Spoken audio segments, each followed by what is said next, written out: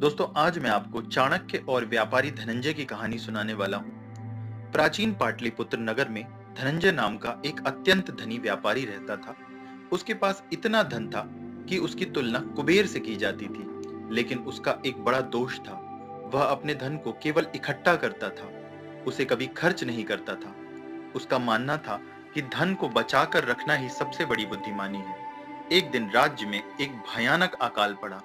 अनाज की कीमतें आसमान छूने लगीं और गरीब लोग भूख से तड़पने लगे। राजा ने सभी धनी व्यापारियों से मदद मांगी। कई व्यापारियों ने अपने भंडार खोल दिए और जरूरतमंदों को अनाज और भोजन दिया। लेकिन धनंजय ने अपने गोदामों के दरवाजे बंद कर लिए। उसने सोचा, जब सब कुछ इतना महंगा है तो मैं अपना धन क्यों बर्बाद करूं। उसने अपने परिवार को भी कम खाने पीने की सलाह दी और अपने नौकरों से कहा कि वे केवल वही खाएं जो सबसे सस्ता हो। यहाँ तक कि उसने अपने कपड़ों को भी साल दर साल नहीं बदला, यह सोचकर कि नए कपड़े खरीदने में धन व्यर्थ होगा।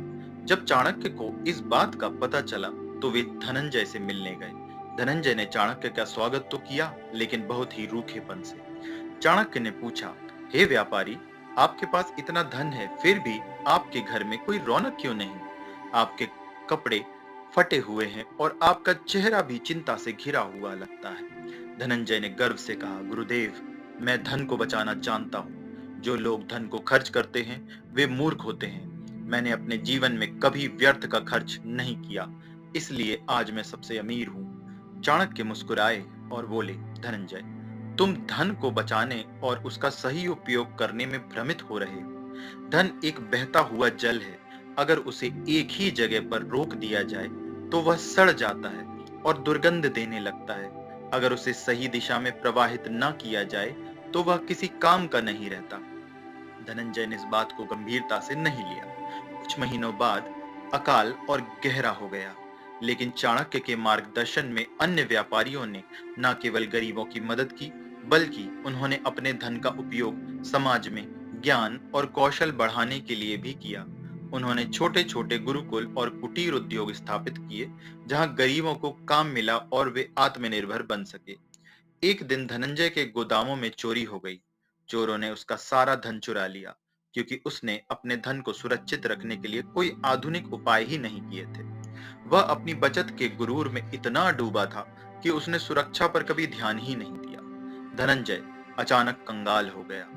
उसके पास ना तो कोई मित्र था और ना ही कोई था जो उसकी मदद कर सके, क्योंकि उसने अपने धन से कभी किसी का भला किया ही नहीं था। जब वह निराश होकर चाणक्य के पास पहुंचा तो चाणक्य ने कहा, धनंजय, तुम्हारे पास धन तो था पर बुद्धि नहीं थी। तुमने धन को केवल एक वस्तु समझा, उसे एक शक्ति नहीं माना। धन की असली शक्ति उसके सही उपयोग में है। तुमने उसे बचाकर रखा और अब वह तुम्हारे पास से जा चुका है। यदि तुमने उसका उपयोग लोगों की मदद करने, ज्ञान बढ़ाने या व्यापार को बढ़ाने में किया होता तो आज तुम्हारे पास ना केवल धन होता, बल्कि ना लोगों का सम्मान भी होता और उनका सहयोग भी होता। इस घटना से धनंजय को बहुत बड़ी सीख मिली। उसने समझ लिया कि धन को केवल बचाना ही पर्याप्त नहीं है। सच्चा धनवान वह है जो अपने धन का उपयोग दूसरों के कल्याण के लिए करता है, उसे सही जगह पर निवेश करता है और समाज के साथ मिलकर आगे बढ़ता है। इस कहानी से हमें भी यह सबक मिलता है कि धन को केवल बचाकर रखना मूर्खता है। धन को हमेशा गतिमान रखना चाहिए। इसे निवेश, दान और ज्ञान प्राप्ति में लगाना चाहिए। धन का सही उपयोग ही उसकी शक्ति है। पैसे का उपयोग लोगों की मदद करने, व्यापार बढ़ाने और समाज में योगदान करने के लिए करना चाहिए। केवल बचत करने से धन सुरक्षित नहीं रहता, उसे सही जगह निवेश करने से ही बढ़ता है। जब आप अपने धन से दूसरों का भला करते हो तो आपको धन के साथ साथ लोगों का सम्मान और सहयोग भी मिलता है, जो सबसे बड़ी संपत्ति है।